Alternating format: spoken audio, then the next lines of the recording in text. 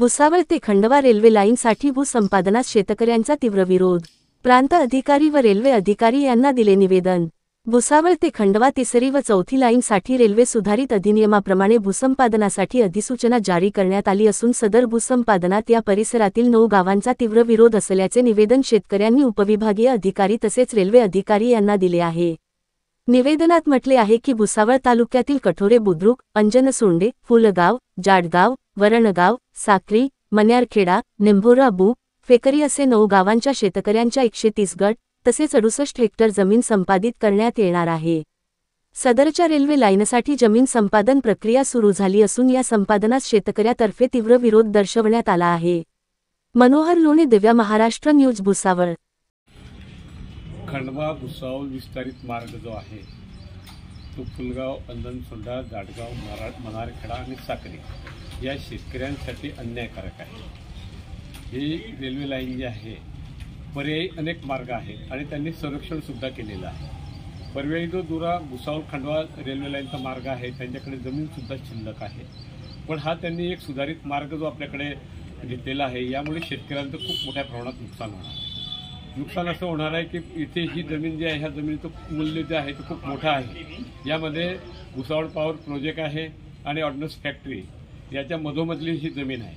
भुसावळ नगरपालिका आणि वरणगाव नगरपालिका याच्या मधोमधली जमीन आहे। या जमिनीचं मूल्य जे आहे ही एनए प्रोटेक्शनची बरीचशी जमीन आहे। जाडगाव, मन्यारखेडा या क्षेत्रात सुद्धा एनए प्रोटेक्शन झालेलं आहे आणि एनए प्रोटेक्शनसोबत हा प्रकल्प जो आहे या प्रकल्पाला जमीन घेतल्यानंतर शेतकऱ्यांना बाजारभाव जे आहे अपेक्षित बाजारभाव मिळणार नाही अशी शेतकऱ्यांची एक धारणा आहे। कारण या अगोदर ही यंत्रणा जी आहे प्रांत असतील, कलेक्टर असतील या माध्यमातून 21A च्या माध्यमातून ही जमीन संपादन होईल। त्या जमिनीमध्ये जमिनीचे मूल्य जे आहे रेडिएक्टरच्या दरानुसार किंवा 2008च्या कायद्यानुसार ही संपादन प्रक्रिया राबवणार आहे। आज अधिकारी तोंडी सांगतात की 13चे मूल्य मिळणार आहे, पण 2013चे मूल्य जरी मिळाले तरी हेक्टरी रेडिएक्टरचे दर आणि हे ते खूप कमी प्रमाणात मिळणार आहे। त्यामुळे शेतकऱ्यांचा विरोध आहे। ही संपादन प्रक्रिया राबवणारे किंवा रेल्वे ॲक्टप्रमाणे जमीन संपादित करणारी यंत्रणा जी आहे हीच आहे। हेच प्रांताधिकारी आहे, हेच जिल्हाधिकारी आहे। आपण मुक्ताईनगरचं किंवा इतर प्रोजेक्टचं आपण उदाहरण जर ऐकलं तर या यंत्रणेनं प्रांताधिकारी असतील, जिल्हाधिकारी असतील, या यंत्रणेनं कोणताही न्याय जो आहे आतापर्यंत दिलेला आणि खूप मोठ्या प्रमाणामध्ये आंदोलन करावे लागत आहेत आणि आंदोलनातून सुद्धा मार्ग त्यातून मिळालेला नाही। करिता आजच आपण या प्रोजेक्टला विरोध जर केला तर आपल्याला काही काही मार्ग निघेल।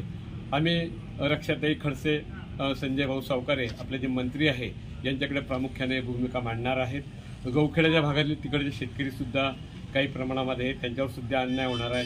सारेचे सारे शेतकरी एकत्रित होऊन हा प्रोजेक्ट होणार नाही आणि झाला तर याचं बहुमूल्य शेतकऱ्यांना त्याचा फायदा होईल। या प्रकारे आम्हाला लढा उभा करायचा आहे आणि ह्या लढ्याची सुरुवात आमचे ॲडव्होकेट देशमुख आणि पाटील यांना घेऊन आम्ही हा लढा उभा करतो आहे।